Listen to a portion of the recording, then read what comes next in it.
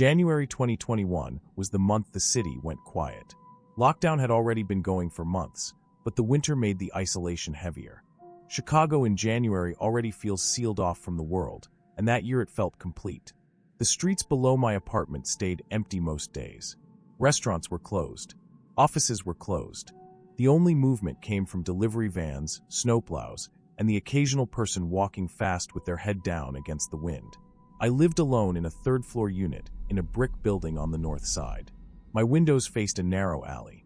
Across that alley stood another brick building, almost identical to mine. The distance between us was so small that I could see straight into several apartments if the lights were on and the blinds were open. Working from home meant I spent most of my day at the small desk I had placed by the window. It helped to see something outside, even if it was just the opposite wall and a strip of gray sky above it. Over time, I became familiar with the pattern of the building across from me. Which units were occupied, which ones were dark, which windows stayed covered. There was one unit on the third floor directly across from mine that had been empty since summer. I knew because a for rent sign had hung in the window for months. The blinds were halfway down, dusty and uneven. The inside was always dark. The blizzard started on a Sunday night. The forecast had warned about it for days, but the storm still hit harder than expected. By late afternoon, the wind was pushing snow sideways through the alley. The buildings turned the air into a tunnel, and the sound was constant, a low rushing mixed with loose metal rattling somewhere out of sight. By evening, the city looked erased. Streetlights glowed through sheets of blowing white. Cars disappeared under layers of snow. The alley filled in until the ground looked level with the sidewalks. Around 8 p.m., the power flickered for the first time. The lights blinked once, then came back. My laptop switched to battery for a second, and then returned to charging. I saved my work and shut everything down except a lamp and my phone. Over the next hour, the power flickered several more times. Each time the building went dark for a second or two before coming back. I began to notice something strange during those brief outages. Across the alley, most of the building went completely dark, except for one window, the third-floor unit that had been vacant. The first time I saw it, I thought the timing was off. Maybe their lights came back faster than ours. But when the power flickered again, I watched carefully. My apartment went dark. The hallway light across from me went dark. Other windows across the alley went black. That one stayed bright. Warm yellow light filled the room, steady and unchanged. I moved closer to the window. Through the snow and the narrow gap between buildings, I could see inside. The blinds were fully raised now. I had never seen them open before. There was a person inside. At first I could only see movement.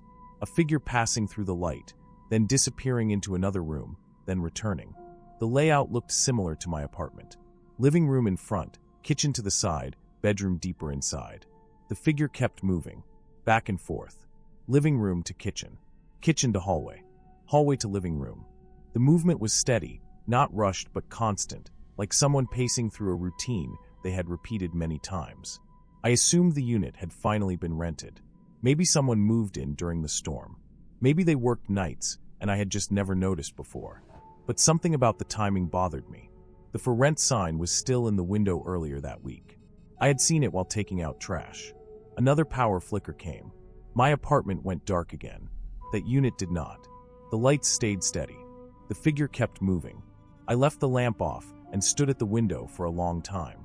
The snow outside made the light from that apartment look brighter, reflecting off the white surfaces and back into the alley. The person inside never sat down, never stopped. They moved from room to room with the same pattern. Sometimes they paused in the kitchen area, standing still for a few seconds. Then they would turn and walk back toward the living room. I could not see their face clearly, just a dark outline against the light. Medium height, average build, no visible coat, just indoor clothing. Hours passed like that. Around midnight, most of the building across the alley went completely dark. Either the power failed or people turned off their lights for the night. The storm was still loud, still pushing snow through the narrow space. Only that one apartment stayed lit, and the figure kept moving. At one point, they stood at the front window, close enough that I thought they might see me watching. I stepped back into the shadow of my room and waited. After a minute, they turned away and continued the same slow circuit through the apartment. I went to bed around 2 a.m., but I did not sleep well. The storm noise continued, and every time I woke up I checked the window. The light was still on. The figure was still moving. By morning the storm had passed. The city looked buried and silent. Snow covered the alley up to the base of the first-floor windows. The third-floor unit across the alley was dark. No lights. No movement. The blinds were halfway down again, just like before. Around 10 a.m., I noticed activity outside. 2 police cars were parked on the street near the building across from mine. A property management truck was there too. A man in a heavy coat stood near the entrance, talking to officers. After a while, 2 officers and the manager went inside. I watched from my window. About 20 minutes later they came out again, followed by a maintenance worker carrying a toolbox. That afternoon, I called my own building manager and asked about the situation across the alley. I framed it as concern about the storm and possible damage. Later that evening, she called me back with what she had heard from the other property manager. The third-floor unit had been vacant since July. The electricity to that apartment had been shut off in August. During the storm, someone in the building reported light coming from the unit. The property manager assumed it was a wiring issue or a mistake with the power. When maintenance opened the door that morning, they found extension cords running from the hallway outlet under the door and into the apartment. Inside there was a man. He had been living there for several weeks. He was not a tenant. He had entered through an unlocked service door in the basement and moved into the empty unit. He used hallway power at night, running cords under the door, then disconnecting them during the day to avoid attention. During the blizzard, the building's main power had briefly failed. Emergency hallway circuits stayed active, which is why his lights never went out. He had spent the entire night pacing because the heat in the unit was off and the temperature inside had dropped close to freezing. The property manager believed he had been staying there unnoticed for at least a month. I still work at the same desk by the window. The unit across the alley is occupied now. New tenants moved in during the spring. But sometimes at night, when the city is quiet and the lights stay on across from me, I find myself watching longer than I should, making sure the movement inside looks normal.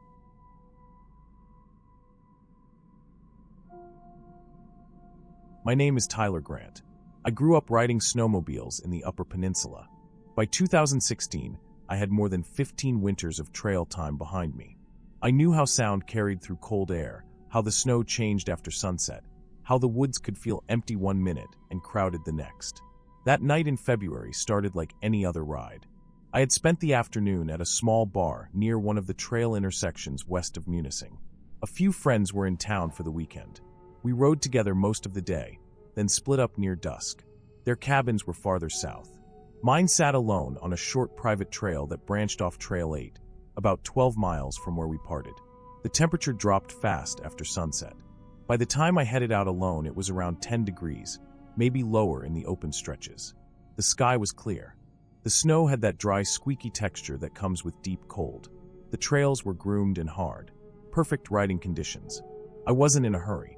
Night riding in the Up requires patience. Shadows hide corners and drifts. Wildlife moves more after dark. I kept my speed steady around 40, sometimes less through the tighter sections. My headlight cut a clean tunnel through the trees.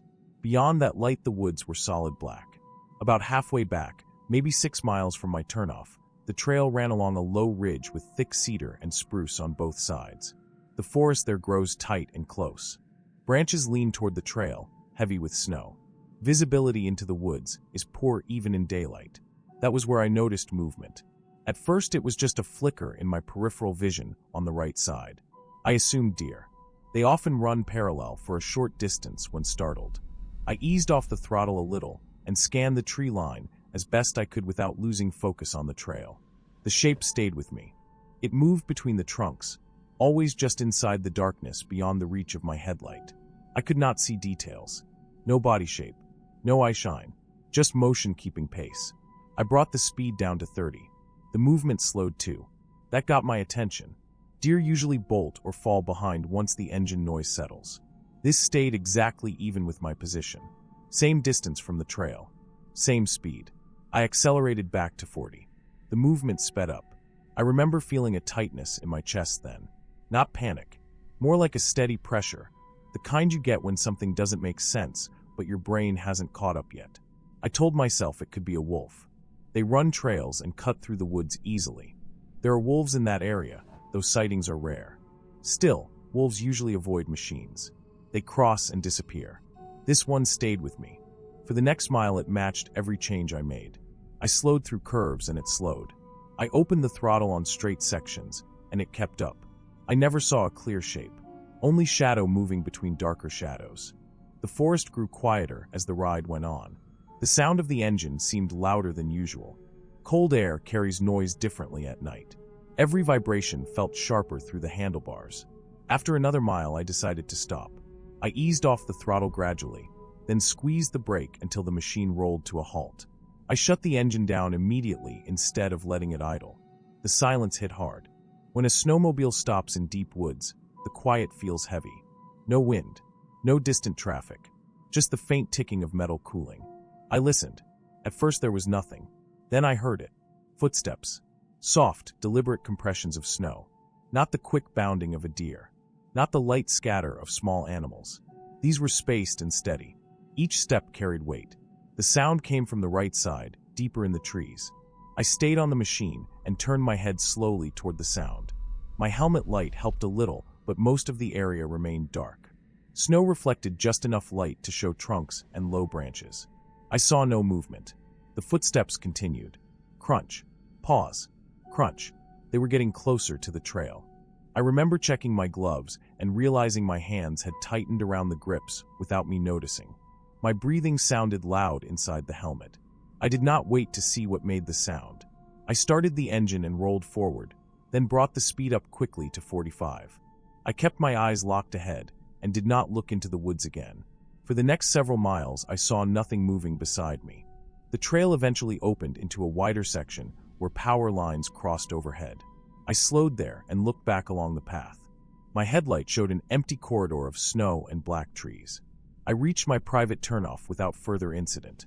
The side trail to my cabin was narrow and less traveled. I rode it often and knew every bend. The cabin sat about a quarter-mile in, surrounded by a small clearing. When the clearing came into view, I slowed automatically. Something about the snow looked wrong. I stopped the machine near the porch and shut it down. In the quiet, I could see the tracks clearly. Large prints circled the cabin. They were not deer.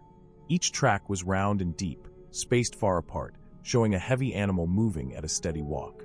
The pattern looped around the structure several times, passing near the woodpile, the generator shed, and the back wall. The tracks were fresh. The edges were sharp, not wind-softened. They also crossed my private trail, heading toward the main trail. I followed them with my eyes and realized the direction matched where I had come from. The animal had been near my cabin before I arrived. It had left the clearing, reached the main trail area, and then paced me through the woods as I rode back. The size of the prints suggested a large wolf, or possibly a cougar. Cougars are rare in the up, but confirmed on occasion. The spacing between steps showed a long stride and controlled movement, not running, not fleeing. The circling pattern around the cabin suggested investigation, not random travel. I checked the porch and found more tracks leading right up to the door. Inside, nothing was disturbed. I locked the door anyway and kept the exterior lights on all night. The next morning, I followed the tracks in daylight. They moved back toward the main trail, then ran parallel to it for nearly a mile before cutting deeper into the forest. Seeing the full trail in daylight confirmed what I suspected. Whatever it was had shadowed my machine deliberately, using the trees for cover and matching my pace the entire time. I never saw it clearly, but the prints around the cabin and the parallel track line left no doubt. I stopped riding alone at night after that. The woods up there are not empty. Sometimes you are not the only one using the trail, and sometimes whatever is out there is curious enough to follow you all the way home.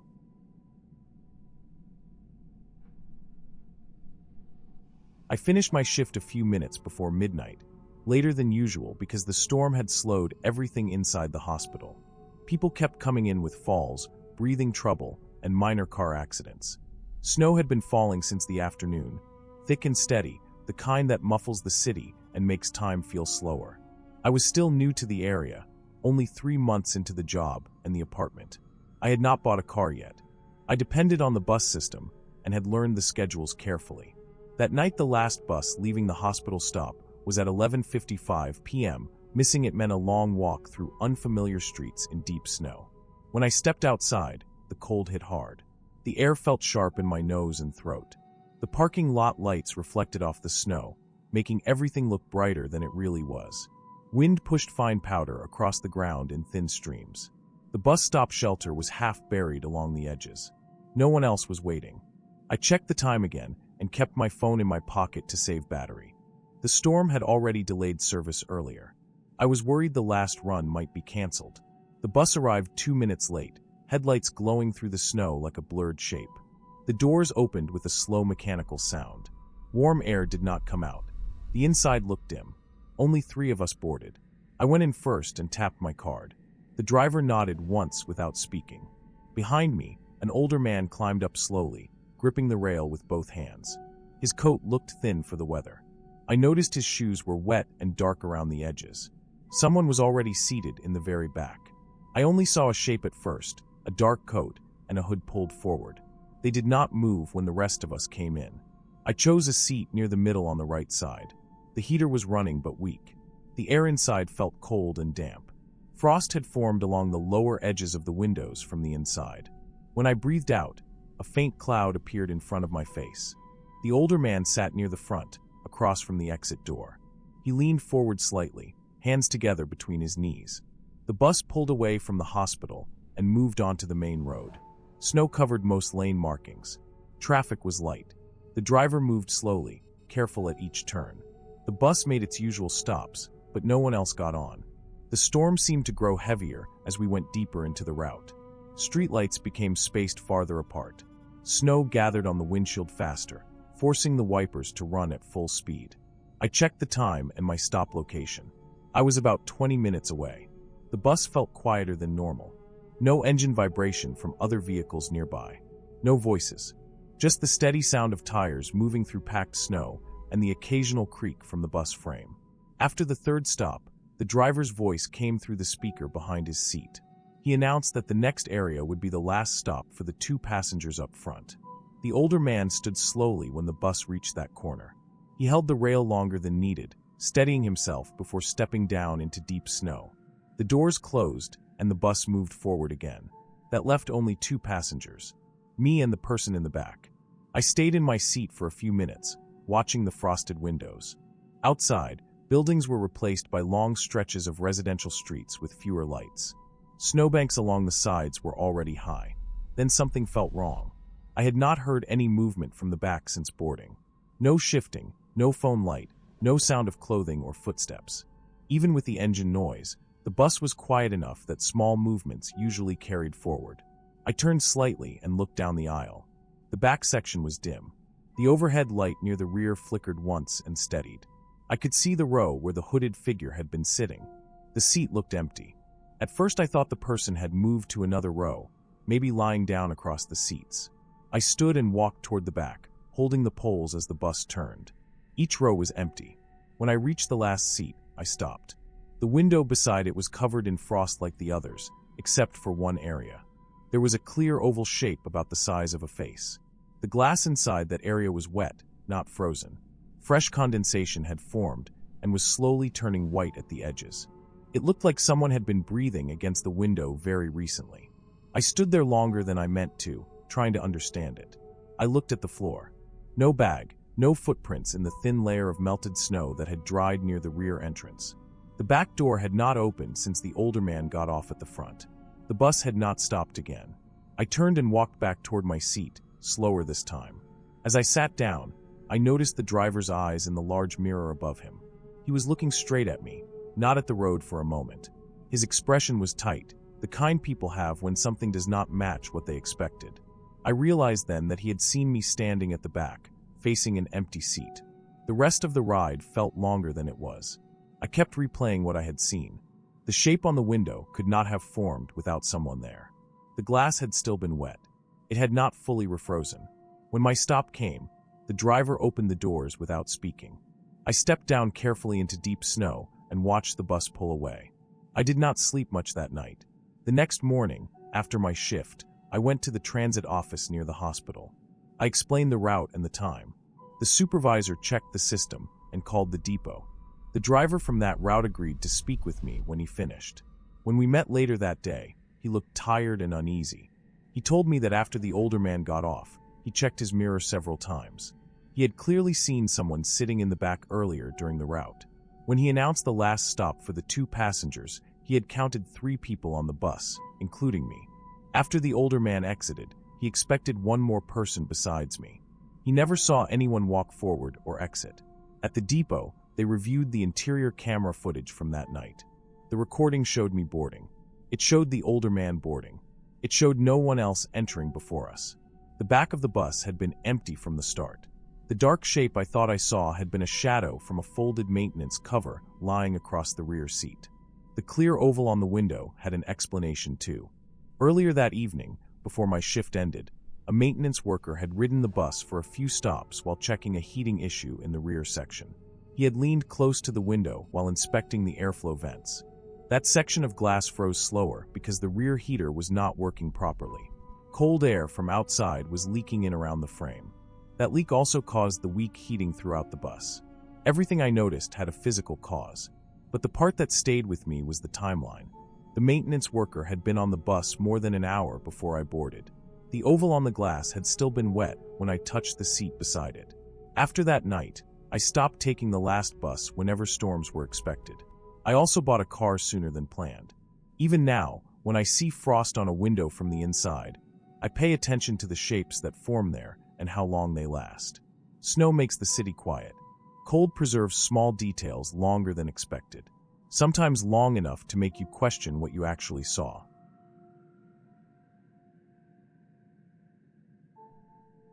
I work alone, which is normal for my line of work.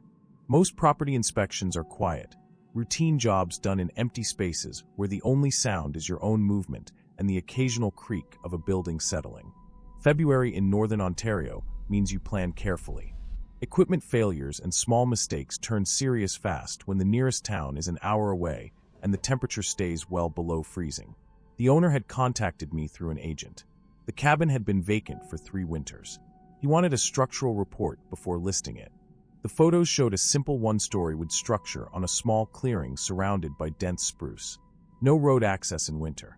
I drove as far as I could on a logging road that had been plowed once and then abandoned.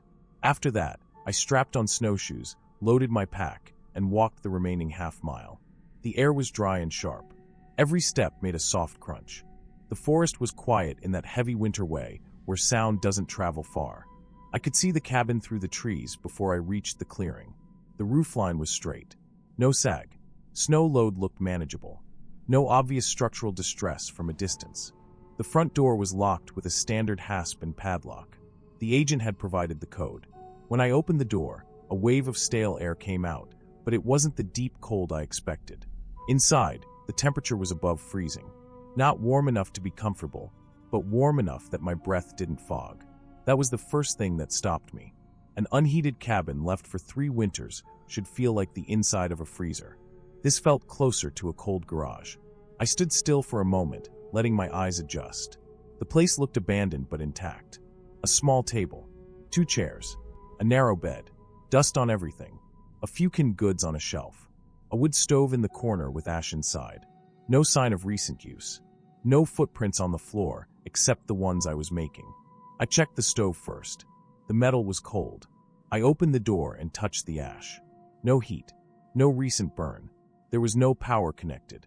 The panel was empty. No generator. No propane heater. Nothing that could explain the temperature. I began my normal inspection anyway. Roof lines, wall plumb, floor level. Moisture meter readings along the exterior walls. Everything was dry. No active leaks. The structure was in better condition than expected for something left alone this long. When I stepped outside to check the exterior foundation, I saw the second thing that didn't fit. Along the back wall, the snow had melted in a long strip about 3 feet wide. Everywhere else the snow was knee-deep and undisturbed. Along that section, the ground showed through in patches of ice and wet soil. Heat loss, I thought at first. Maybe poor insulation in that area. I walked closer. That was when I saw the crawlspace access door. It was a simple wooden panel set into the foundation line. It hung open, tilted outward.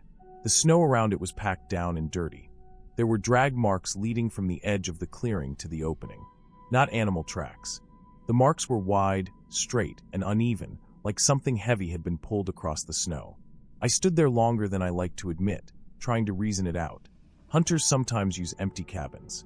Someone might have stored equipment underneath, but the owner had been clear. The place had been empty for years. I took a photo of the door and the ground before going closer. The air coming from the opening was warmer than outside. Not by much, but enough to feel it through my gloves. I set my pack down and took out a flashlight. I also took out the bear spray I carry in winter out of habit. People are more unpredictable than wildlife. The crawlspace opening was low. I had to kneel and lean in. The beam of the flashlight cut through damp air. The ground under the cabin was bare soil. No vapor barrier. No insulation between joists. That explained some heat transfer, but not the temperature difference. Then the light hit something that wasn't structural. A blue tarp spread along the ground. Next to it were plastic storage bins, a sleeping bag, and several empty food containers. Someone had been living there. The drag marks suddenly made sense. Supplies pulled in from somewhere. Maybe from a vehicle parked deeper in the woods. The air inside carried a faint smell. Not rot. Not animals. Human. I didn't go any farther inside. I backed out slowly and stood up, scanning the tree line without moving my head too much. The clearing was still quiet. No wind. No movement. That silence didn't feel peaceful anymore. It felt like the kind of silence that happens when something is close and not making a sound. I walked back into the cabin and checked the interior more carefully. Near the back wall, there was a section of floor where the dust pattern was disturbed. Light footprints. Not fresh enough to show detail, but newer than the rest. Someone had been coming up from the crawl space. I checked the windows. From the outside they looked untouched, but inside I found one latch that had been loosened and resecured. At that point the job was no longer an inspection. I packed my tools without rushing. Moving fast leads to mistakes. I stepped outside, closed the cabin door, and locked it again the way I found it. Then I picked up my pack and started back toward the road. About 100 yards into the trees, I saw the vehicle. It was hidden behind a cluster of spruce, covered with a white tarp dusted with snow. An older pickup. No plates. That explained everything. Someone had been using the cabin as winter shelter without the owner's knowledge. Living under the structure kept the heat contained and harder to notice from outside. I didn't go near the truck. I kept walking. The half-mile back felt longer. The forest stayed quiet, but twice I had the strong sense of being watched.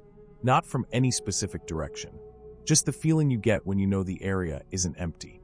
When I reached my vehicle, I locked the doors before taking off my snowshoes. I drove to the nearest town and called the agent and then the local OPP detachment. I gave them the photos and coordinates. A week later, an officer contacted me. They had found the same pickup and a man living under the cabin. He had been staying there since early winter after losing his job and housing. He left the area the day after my visit. They believed he had been nearby when I was there and had stayed hidden. The cabin's warmth came from him. A small propane heater in the crawlspace and his body heat trapped under the floor had kept the structure above freezing.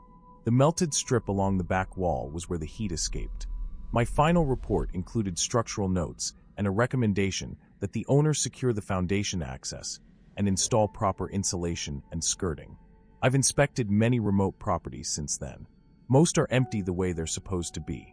Now, when I open a cabin in winter and it feels warmer than it should, I don't assume anything. If a building holds heat when it shouldn't, it usually means someone is inside or very close and doesn't want to be seen.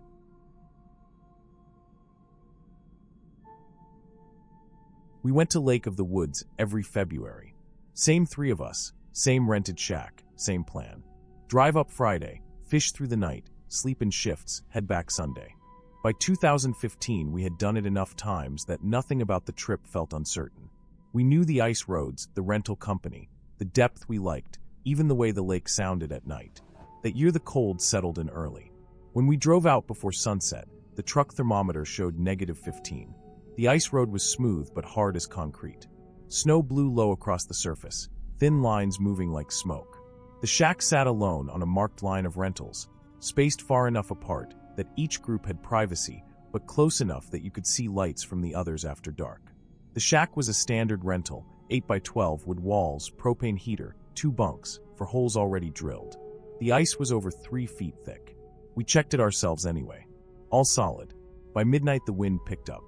It came across the lake without anything to slow it, a steady pressure against the walls. The shack creaked now and then as the structure flexed.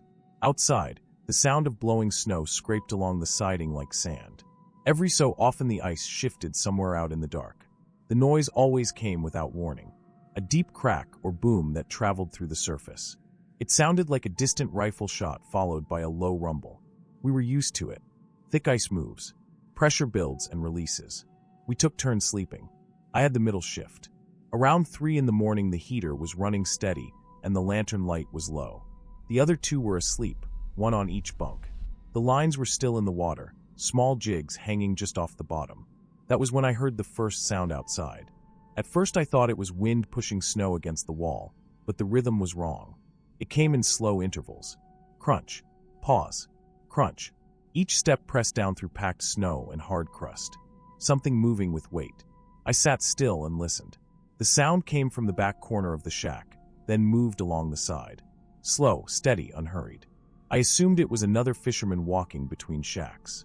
People moved around at night sometimes, checking lines or using a different hole. The steps kept going.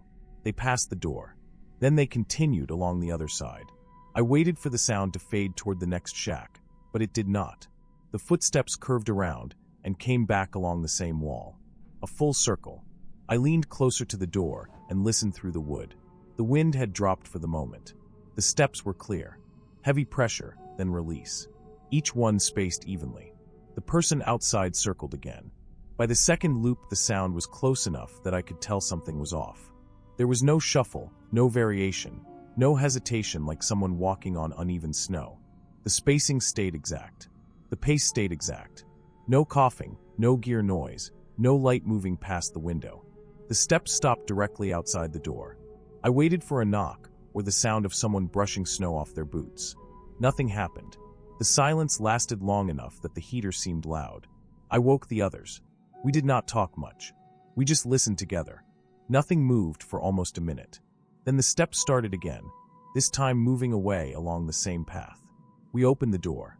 The wind had come back. Snow moved across the surface in low sheets. The beam from our headlamps showed only blowing white and the dark outline of other shacks in the distance. No person, no vehicle, no light. The snow around the door looked smooth except for older marks from when we had come in earlier. Fresh snow had drifted over everything. We stepped outside and checked the immediate area. Nothing visible in the wind. The cold hit hard enough that we did not stay out long. Back inside, none of us slept well. The sounds did not return, but the ice cracked several times before morning, each one sharp enough to make the walls shake slightly. At first light, the wind dropped. The sky cleared to a flat gray, and the lake looked wide and empty. We stepped outside again to check the area. That was when we saw the tracks. They formed a clean loop around the shack, about 3 feet away from the walls. Not random wandering. A perfect circle, then another outside it, then a third. Each loop spaced, evenly like someone had walked the same path again and again. We followed the line with our eyes. The impressions were not boot prints.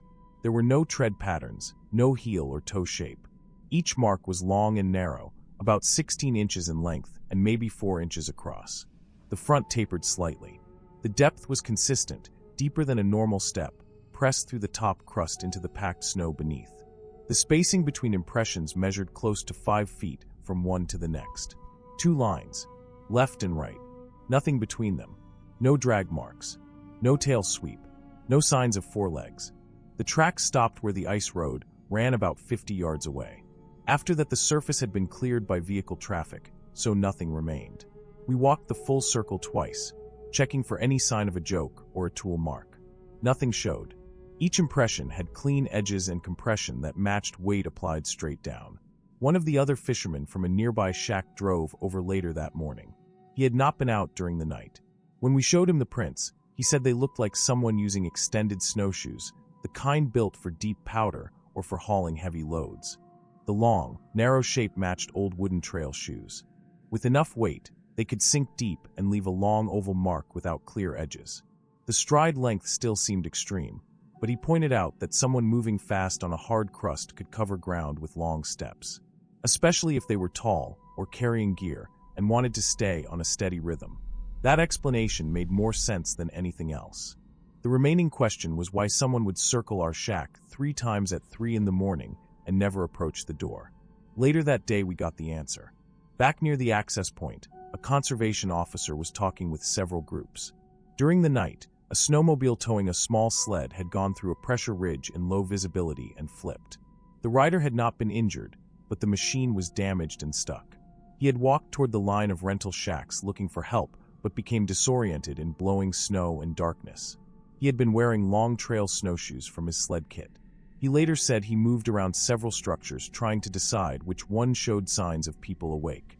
With lights dim and no movement visible, he kept circling, unsure if anyone was inside or if he was approaching the wrong shack. Eventually he reached another group farther down the line and got assistance. When we described our location, the officer said that matched the path the man reported taking. The stride length came from the snowshoes and the urgency of someone trying to stay warm while searching. The repeated circles came from poor visibility and disorientation in the wind. From inside our shack, with the heater running and lantern low, he probably saw no sign that anyone was awake. We had heard him the entire time. The rest of the weekend passed normally. The fishing was average. The weather stayed cold but calm. That night, though, the sounds of the ice carried differently. Every crack traveled farther. Every shift under the surface reminded me how exposed a small wooden shack was in the middle of a frozen lake. We had been experienced outdoorsmen for years, comfortable with winter and ice. What stayed with me was not the tracks or the footsteps. It was the realization that someone had been walking in darkness alone, circling us for help, and we had stayed inside listening, unsure if the sound outside was even human.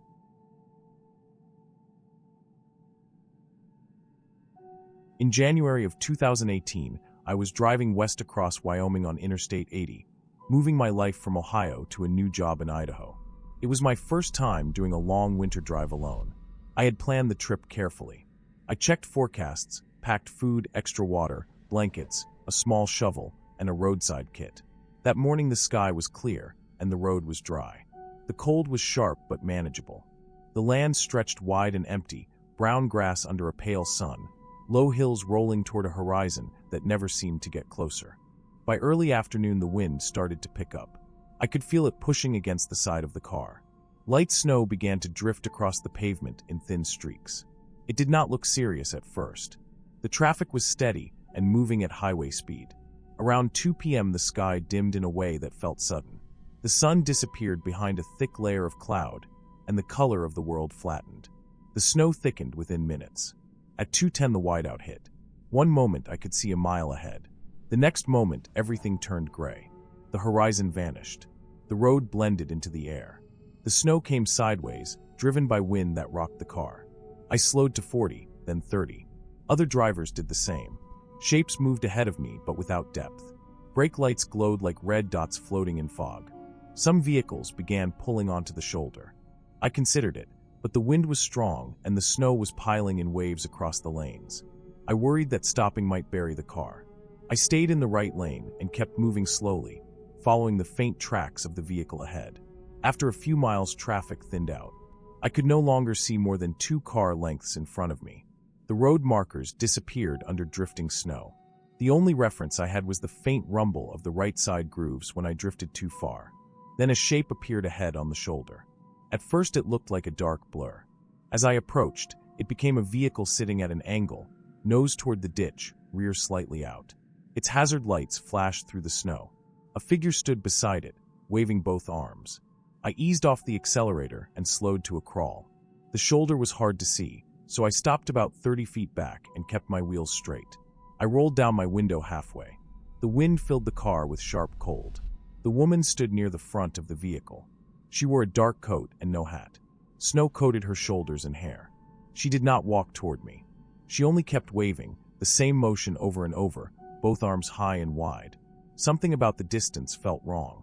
Most people in that situation would run to the car for warmth or lean close to the window. She stayed where she was. I looked past her toward the vehicle. The driver's seat was empty. The interior looked dark and still. No movement. No one inside. I leaned forward and focused on the ground between her and the car. The snow was thin enough to show marks. There were no footprints leading from the driver door. Instead, a set of tracks came from the ditch on the other side of the shoulder.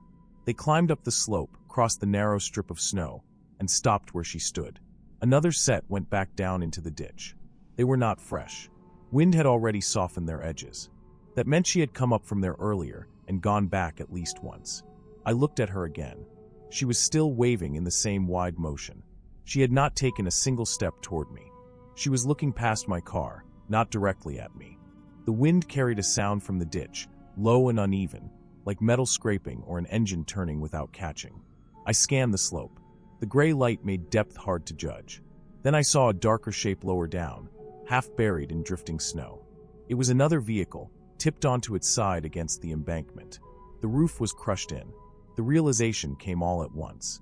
The car on the shoulder was not the wreck. It had been parked there.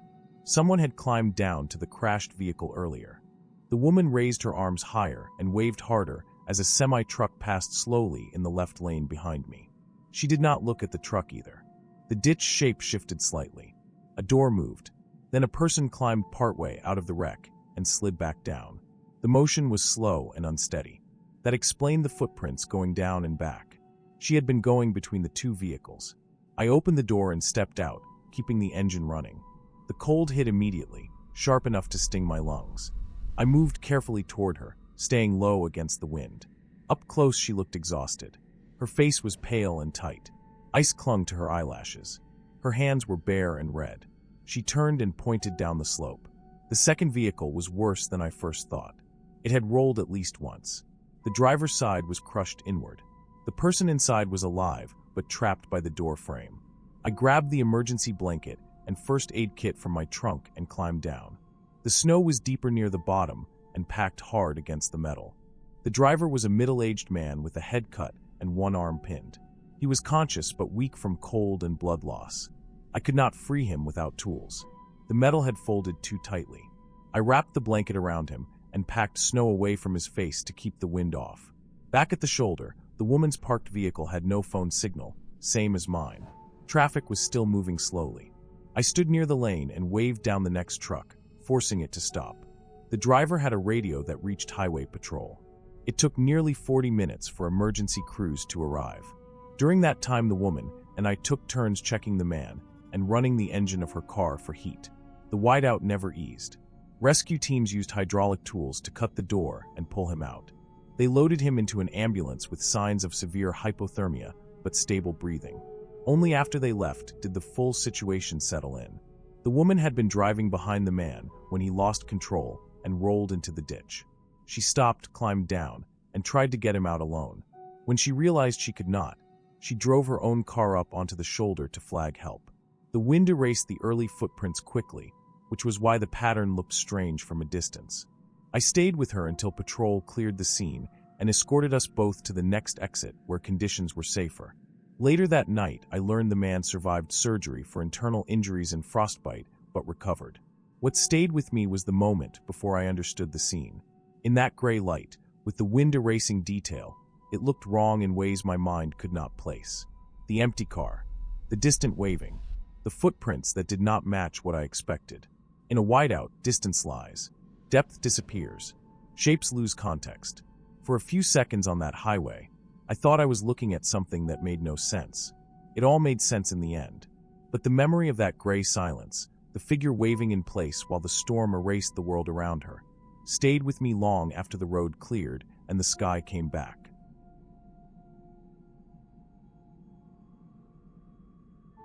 I took the job because it was steady winter work and it paid well for being alone. The ski resort had shut down early that year. The lifts were idle, the runs were empty, and the main lodge sat closed under snow. My assignment was simple on paper. Spend a week on site and winterize the building. Drain the plumbing lines, check the boilers, run the backup generator, and make sure the structure could sit through the season without damage. The lodge sat halfway up the mountain, reached by a narrow service road that was plowed once a day. Beyond it were trees, lift towers, and miles of quiet slopes. No guests, no staff, no night patrols. Just me, a truck, and a building built to hold a few hundred people, but empty enough that my footsteps echoed. I arrived in the afternoon. The sky was clear, but the air had that hard mountain cold that dries your nose and burns your lungs. Snow was packed high along the edges of the parking lot. Inside, the place smelled like old wood, cleaning solution, and still air. The main power was shut off for the season. The generator sat in a concrete shed behind the building. It ran on diesel and was sized to keep the essential systems alive. I checked the fuel level, oil pressure, coolant, and output. Everything looked clean. When I brought it online, the lodge lit up section by section. Emergency lights, hallway fixtures, boiler controls, and a few work outlets. The engine settled into a steady hum that carried through the walls like distant machinery. My routine started that first evening. Walk the floors. Open each guest room. Check that windows were closed, heat set low, water drained, and doors locked again. The rooms were simple. Beds stripped, curtains tied back, small lamps unplugged. I worked slowly, keeping a checklist. By nightfall, I had locked every door on the upper floor. I knew because I tested each handle twice. I slept in a maintenance room near the back stairs. It had a cot, a desk, and a small space heater plugged into the generator line. The wind picked up after dark. Snow hit the windows in light bursts. The building made normal settling noises, the kind large structures make when the temperature drops. Around midnight, the lights went out. The space heater died. The hallway light outside my door cut off at the same time. The generator hum was still there. I could hear it through the floor. It had not stalled. Before I reached for my flashlight, I heard it. Upstairs. A slow sound. Heavy. Something dragging across carpet. It moved in short pulls, then stopped. Then another pull. The rhythm was uneven, like weight shifting between movements. I stood still and listened. The sound lasted maybe 15 seconds. Then nothing. The lights came back on by themselves a moment later. I checked the generator first. Output meter steady. No alarms. No sign of overload or fault. I walked the lower floor. Nothing out of place. I went upstairs, ran the hallway, checked the room doors. Every door was closed and locked. I told myself the outage was a loose connection somewhere. The dragging was building noise. Air in the ductwork. Pipes shifting. Large empty buildings carry sound in strange ways. The next day I worked the plumbing lines and boiler valves. The generator ran without trouble for hours. The sky stayed gray, the temperature dropped further, and the wind came harder from the west. By evening the parking lot had drifted over again. That night the power cut out twice. Each time the generator sound never changed. Each time the dragging came from the upper floor. The second time it lasted longer. Slow, deliberate pulls across carpet, then a dull thump like something bumping into a wall or frame. When the lights returned, I went upstairs immediately. Same result as before. Doors closed. Locks set. Hallway empty. I started to feel watched even though I knew the building was empty. I had checked every entry point. The exterior doors were secured. The windows were sealed and snowed in from the outside. On the third night the outage came just after midnight. The lights died. The generator continued its steady vibration through the structure. The dragging started almost at once. Closer this time. Not at the far end of the hall. Somewhere near the middle. The sound was heavy enough that I could feel it faintly through the floor when it paused. I grabbed a flashlight and went up before the power came back. The beam cut a narrow tunnel through the dark hallway. The emergency exit signs were dead. The air felt colder without the lights. Halfway down the corridor, one of the guest room doors stood open. I had locked that room myself. I remembered the number because the lock had been stiff and I had to work the key twice. The dragging had stopped. I pushed the door wider and stepped inside. The bed was still stripped. The mattress sat bare on the frame. But the carpet showed a clear track starting at the side of the bed. A wide flattened path, fibers pressed down in a straight line across the room. It ended at the closet. The closet door was closed. The shape of the track suggested weight. Something large had been pulled, not carried. The carpet showed faint parallel lines inside the flattened area, like the edge of a rigid object scraping along. I opened the closet slowly. Inside was a maintenance storage cabinet built into the wall. I had not noticed it earlier because the outer closet door hid it. The cabinet door hung open. Inside was a large portable air mover, the kind used for drying carpets after floods. It weighed close to 100 pounds and sat on a low metal frame. The power cord trailed out across the closet floor. It had been dragged from under the bed area, where it had likely been stored during summer repairs. I followed the cord with my light. It ran across the room and plugged into the wall outlet near the bed. At that moment the lodge lights came back on.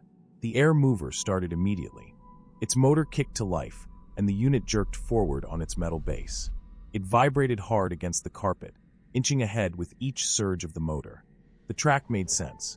The generator output was unstable during the outages. Voltage was dropping and returning in pulses, not cleanly cutting off. Each surge was enough to start the motor for a moment, then starve it again.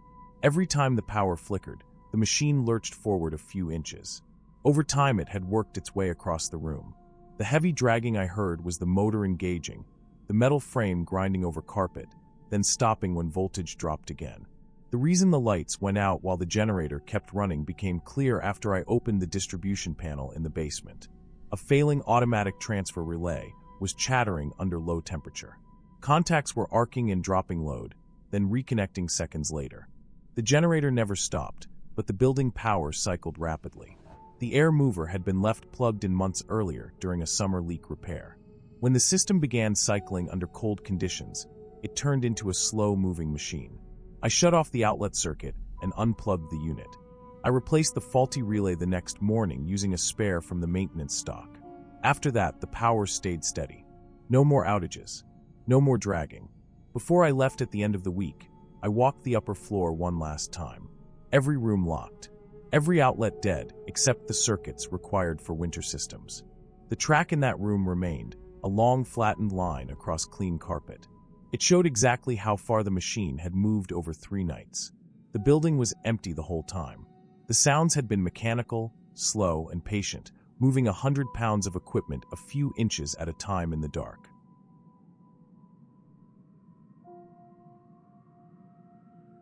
My name is Daniel Mercer, and in January of 2017, I was working my second winter for the County Highway Department in rural Minnesota. I was still new enough that I got the routes no one else wanted. Route 12 was one of those. It ran through open farmland, long straight stretches broken by tree lines, and the occasional abandoned driveway. Houses were rare and far apart.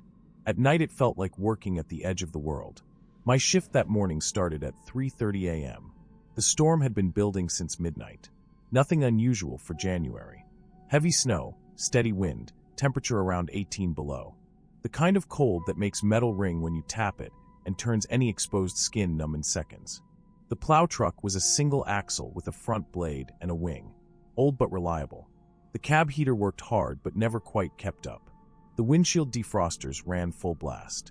Outside, the rotating lights threw orange across the blowing snow.